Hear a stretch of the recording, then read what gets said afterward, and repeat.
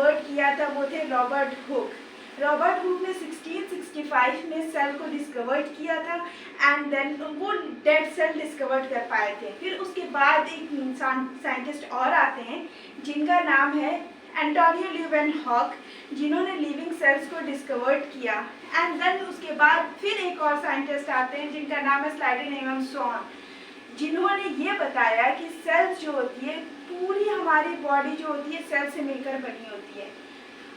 अब हम बात करते हैं कि ओवरऑल्स, देखिए सेल्स जो होता है ना बहुत मतलब छोटी भी होती है, बहुत ज़्यादा बड़ी भी होती है। तो हम आज बात करेंगे ओवरऑल में और ह्यूमन में कि ओवरऑल में सबसे बड़ी सेल्स कौन सी होती है और हमारे ह्यूमन में सबसे बड़ी और छोटी सेल्स कौन सी होती है।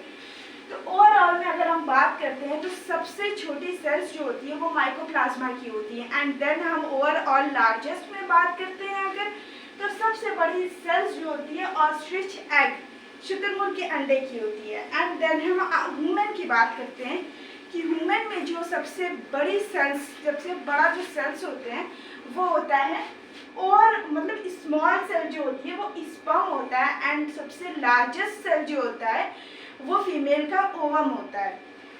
एंड लॉन्गेस्ट, देखिए लंबे में और बड़े में काफ़ी ज़्यादा फर्क होता है। लंबा यानी कुतुब मीनार एंड बड़ा यानी लाल किला। तो हम बात करते हैं लॉन्गेस्ट सेल की। ह्यूमन में लॉन्गेस्ट जो सेल होती है वो न्यूरॉन की होती है। अब न्यूरॉन क्या है, तो न्यूरॉन में सेल डिवीज़न नहीं होती है। सेल डिवीज़न क्या होता है, जब हमारी बॉडी एक सेल से दो सेल बनती है, एक क्षतिपूर्ति से दूसरी क्षतिपूर्ति करती है, एक सेल से दूसरी सेल्स बनती है, तो उसको हम सेल डिवीज़न कहते हैं, सेल का डिवाइड होना। तो न्यूरॉन में सेल का डिवाइड होना नहीं होता, सेल डिवाइड नहीं हो पाती। इसीलिए अगर हमारे हेडेक वगैरह में काफ़ी ज़्यादा चोट लग जाएगी तो वो रिकवरी नहीं हो पाएगी उसमें। और सबसे तेज़ फास्टेस्ट ग्रो किसमें होती है, ये सेल डिवीज़न सबसे फास्टली जो ग्रो करती है, डिवाइड होती है, सेल डिवीज़न होता है, वो लीवर में होता है। अब हम बात करते हैं सेल्स के थोड़े से स्ट्रक्चर के बारे में कि सेल्स, जैसे कि हम बात करते हैं ईंट की, कि बहुत सारे ईंटों को मिला के जो होते हैं एक दीवार बनती है एंड बहुत सारी दीवारों को मिला के एक कमरा बनता है। अगर हम कमरे को उसको सिस्टमैटिक अगर सजा दें तो वो एक घर बन जाएगा, ठीक है।